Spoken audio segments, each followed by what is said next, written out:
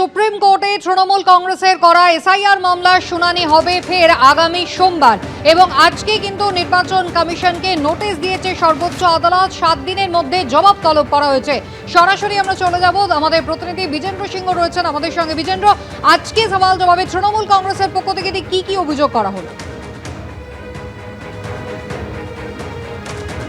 দেখো, আজকে তৃণমূল কংগ্রেসের তরফ থেকে একদিকে কপিল সিব্বল, অন্যদিকে কল্যাণ বন্দ্যোপাধ্যায় অ্যাপিয়ার করেছিলেন এবং আজকে কপিল সিব্বল প্রথমে যখন হিয়ারিং স্টার্ট হয় তিনি বলেন কি পশ্চিমবঙ্গে একটা ইউনিক প্রসিডিয়ার এই মুহূর্তে ইলেকশন কমিশন অ্যাডপ্ট করেছে, যেখানে হোয়াটসঅ্যাপ মেসেজ নিয়ে নোটিশ পাঠানো হচ্ছে এবং ইলেকশন কমিশন আধিকারিকদেরকে হোয়াটসঅ্যাপে মেসেজ দিয়ে নির্দেশ দিচ্ছে। কোনো অফিসিয়াল কমিউনিকেশন নেই, কোনো অফিসিয়াল অর্ডার ইস্যু হচ্ছে না, কিন্তু শুধুমাত্র হোয়াটসঅ্যাপ মেসেজ দিয়েই কাজ করছে ইলেকশন কমিশন সেখানে, সেটা তিনি অভিযোগ করেন।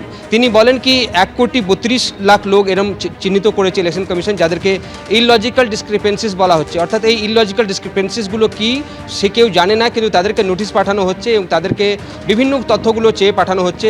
শুধুমাত্র হোয়াটসঅ্যাপ মেসেজের ওপর কোনো অফিসিয়াল কমিউনিকেশন নেই, এই অভিযোগ তিনি করেন। তখন দেখা যায় কল্যাণ বন্দ্যোপাধ্যায়ও যিনি অ্যাপিয়ার করছিলেন তিনিও বলেন কি কার 6 জন বাচ্চা রয়েছে তাদেরকেও নোটিশ পাঠানো হচ্ছে কি আপনার 6 জন সন্তান কী করে হলো, এই ধরনের নোটিশগুলো পাঠানো হচ্ছে। তখন ইলেকশন কমিশন আজকে সুপ্রিম কোর্ট আজকে ইলেকশন কমিশনকে নোটিশ ইস্যু করে এবং ইলেকশন কমিশনের আইনজীবী উপস্থিত ছিলেন। তিনি বলেন কি তারা সময় চাইছেন এই জবাব দেওয়ার জন্য, যে ইন্টারভেনশন অ্যাপ্লিকেশন ফাইল করা হয়েছে দোলা সেন এবং ডেরেক ওব্রায়েনের তরফ থেকে, তার জবাব তারা লিখিতভাবে দেবেন। সুপ্রিম কোর্ট তাদেরকে 1 সপ্তাহ সময় দিয়েছে জবাব দেওয়ার জন্য। নেক্সট হিয়ারিং আগামী সোমবার হবে 19 তারিখ এবং যেই কথাগুলো আজকে কপিল সিব্বল বা কল্যাণ বন্দ্যোপাধ্যায়ের কোর্টে বলছিলেন সেটা আমরা দেখেছিলাম এর আগে যখন জ্ঞানেশ কুমারের সঙ্গে দেখা করেছিলেন টিএমসির প্রতিনিধি দল অভিষেক বন্দ্যোপাধ্যায়ের নেতৃত্বে। অভিষেক বন্দ্যোপাধ্যায় যে কথাগুলো অভিযোগ করেছিলেন সে কথাগুলোই কার্যত আজকে দেখলাম কপিল সিব্বল এবং কল্যাণ বন্দ্যোপাধ্যায় কোর্টের কাছে রেখেছেন, যার মধ্যে বলা হয়েছে কি একটা ইউনিক পদ্ধতি অ্যাডপ্ট করছে ইলেকশন কমিশন পশ্চিমবঙ্গের ক্ষেত্রে, বাকি রাজ্যে সেটা করা হচ্ছে না। হোয়াটসঅ্যাপে মেসেজ দেওয়া হচ্ছে আধিকারিকদেরকে, সেটাকে ইমপ্লিমেন্ট করতে বলা হচ্ছে, কোনো অফিসিয়াল কমিউনিকেশন নেই এবং 1,32,00,000 ভোটারকে মার্ক করা হয়ে দেওয়া হয়েছে। তাদের মধ্যে নাকি ইললজিক্যাল ডিসক্রিপেন্সিসগুলো রয়েছে, কার 6 জন সন্তান কেন রয়েছে সেটা নিয়েও প্রশ্ন তোলা হচ্ছে ইলেকশন কমিশনের তরফ থেকে। এই কথা কল্যাণ বন্দ্যোপাধ্যায় আজকে কোর্টে বলেন। দুজনের বক্তব্য শোনার পর আজকে কোর্ট 1 সপ্তাহ সময় দিয়েছে ইলেকশন কমিশনকে। আগামী 19 তারিখ হিয়ারিং হবে, তার আগে নির্বাচন কমিশন তাদের জবাব দাখিল করবে। অর্থাৎ এতদিন ধরে মমতা বন্দ্যোপাধ্যায় যে অভিযোগগুলো করছিলেন আজকে সুপ্রিম কোর্টে দাঁড়িয়ে সেই অভিযোগই কিন্তু তৃণমূলের পক্ষ থেকে কল্যাণ বন্দ্যোপাধ্যায় এবং কপিল সিব্বল করেছেন। সেই অভিযোগের প্রেক্ষিতে নোটিশ দিয়েছে নির্বাচন কমিশনকে সুপ্রিম কোর্ট। আগামী সোমবার পরবর্তী শুনানি রয়েছে এই মামলার। বিজেন্দ্র, ধন্যবাদ। আর অন্যদিকে ইডির তল্লাশিতে তুলকালাম সুপ্রিম কোর্টে গেল ইডি। জোড়া পিটিশন দায়ের, একটি পিটিশন দাখিল করা হয়েছে ইডির তরফে, অন্য পিটিশন দাখিল করেছেন ইডির 3 অফিসার। আমাদের প্রতিনিধি সৌভিক মজুমদার এই মুহূর্তে আমাদের সঙ্গে রয়েছেন। সৌভিক, 2টি পিটিশন দাখিল করা হয়েছে সুপ্রিম কোর্টে, শুনানির বিষয় কি খবর রয়েছে এখনো পর্যন্ত? দেখো, এখনো পর্যন্ত শুনানির জন্য নির্দিষ্ট কোনো দিন ধার্য করা হয়নি, তবে যেটা এখনো পর্যন্ত খবর পাওয়া যাচ্ছে যে চলতি সপ্তাহেই দ্রুত শুনানির জন্য আবেদন জানানো হবে এবং তার বিচার প্রক্রিয়াও শুরু হতে পারে। এখন তুমি জানো যে 2টি পিটিশনের মধ্যে একটি এনফোর্সমেন্ট ডাইরেক্টরেটের তরফ থেকে করা হয়েছে এবং আরেকটি এই ইডির 3 জন আধিকারিক যারা এই তল্লাশির সময় বা তদন্তের সময় উপস্থিত ছিলেন, সেই 3 জন আধিকারিক সুপ্রিম কোর্টে দাখিল করেছেন এবং তারা সরাসরি অভিযোগ করছেন যে তাদের কাজে বাধাদান করা হয়েছে, তাদেরকে অন্যায়ভাবে আটকানো হয়েছে এবং তারা তথ্য চুরিরও একটা অভিযোগ আনছেন। অর্থাৎ সেই মর্মে তারা চান যে উপযুক্ত ধারা যেন প্রয়োগ করা হয়, যে সেখানে তাদের তথ্য চুরি করা হয়েছে, ডিজিটাল এভিডেন্স কার্যত জোর করে ছিনতাই করে নিয়ে যাওয়া হয়েছে, এই ধরনের একটা অভিযোগও এই মামলার ক্ষেত্রে করা হয়েছে।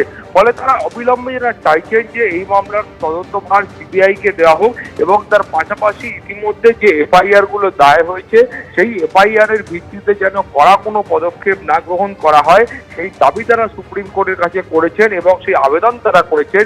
তার পাশাপাশি তাদের বক্তব্য হলো যে তারা ইতিমধ্যেই দেখতে পেয়েছেন যে একাধিক ঘটনায় যখন এ রাজ্যে ইডি তারা নিজেদের কাজ করতে এসেছিলেন সেই সময় তারা কিন্তু বাধাপ্রাপ্ত হয়েছেন এবং এবার তারা সরাসরি অভিযোগ করছেন যে একেবারে প্রশাসনিক শীর্ষ কর্তা বা প্রশাসনিক প্রধান আর রাজ্যের মাননীয় মুখ্যমন্ত্রী তিনি কিন্তু তাদের কাজে বাধা করেছেন এবং তাদের অভিযোগ হলো যে তারা এ রাজ্যের ডিজিপিকে, কলকাতার পুলিশ কমিশনারকে এবং ডিসি প্রিয়ব্রত রায় তাকেও পর্যন্ত তারা কিন্তু বলেছিলেন যে তারা কেন এসেছেন এবং তাদের কাছে এই তদন্তের ক্ষেত্রে সমস্ত বৈধ অনুমতি রয়েছে। তারপরেও দেখা গিয়েছে যে মুখ্যমন্ত্রী স্বয়ং ঘটনাস্থলে উপস্থিত হয়েছেন এবং তারপর সেখান থেকে তিনি ডকুমেন্ট নিয়ে চলে গিয়েছেন। ফলে এই মামলার বিচার প্রক্রিয়া সুপ্রিম কোর্টে শুরু হলে তারপরে উভয় পক্ষের যে সওয়াল জবাব রয়েছে সেইটা স্পষ্ট হবে। ধন্যবাদ। এই নিয়ে বিরোধী দলনেতা শুভেন্দু অধিকারী তিনি বলছেন, তল্লাশি মামলায় কলকাতা পুলিশ ফেঁসে গেছে। রাজীব কুমার, মনোজ ভার্মারা ব্যাগ গোছান এবার। কলকাতা পুলিশ নিজেই ফেঁসে বসে আছে। একটু আগেই আমি পেয়েছি ইডি সুপ্রিম কোর্টে কেস ফাইল করেছে পশ্চিমবঙ্গ সরকার এবং স্বরাষ্ট্র দপ্তর পুলিশ দপ্তরের বিরুদ্ধে। মনোজ ভার্মা, রাজীব কুমার ব্যাগটা গোছান। যারা চুরি করতে এসছে তারা বড় বড় গলাবাজি করছে, আর যখন কলকাতা পুলিশ মমতা বন্দ্যোপাধ্যায় যাওয়ার পরে চোরেরা কার্যত রণে ভঙ্গ দিয়ে পালিয়েছে, তারা এখন বড় বড় ডায়লগ দিচ্ছে।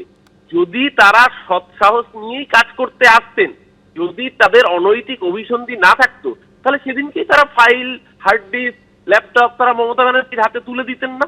ভয়ে কাঁপতে কাঁপতে মমতা ব্যানার্জির হাতে তুলে দিয়েছেন কেন? কারণ আপনারা নিজেরাও জানেন যে আপনারা কার নির্দেশে, অমিত শাহের দপ্তরের সরাসরি নির্দেশে, এবং অমিত শাহের দপ্তরের সচিব তিনি নিজে হোয়াটসঅ্যাপ মেসেজ পাঠিয়ে ইনস্ট্রাকশন দিয়েছেন যে সার্ভার রুম থেকে, আইপ্যাকের সার্ভার রুম থেকে ডেটা নিতে হবে। প্রতীক জৈনের কাছে যে প্রার্থী তালিকা সম্ভাব্য ফাইল রয়েছে সেই তালিকা নিতে হবে, যাতে তাদেরকে পরবর্তীকালে প্রেসার ক্রিয়েট করা যায় এবং বিজেপির পলিসি স্ট্র্যাটেজি তৈরি করতে সুবিধা হয়। এবিপি আনন্দ, এগিয়ে থাকে, এগিয়ে রাখে।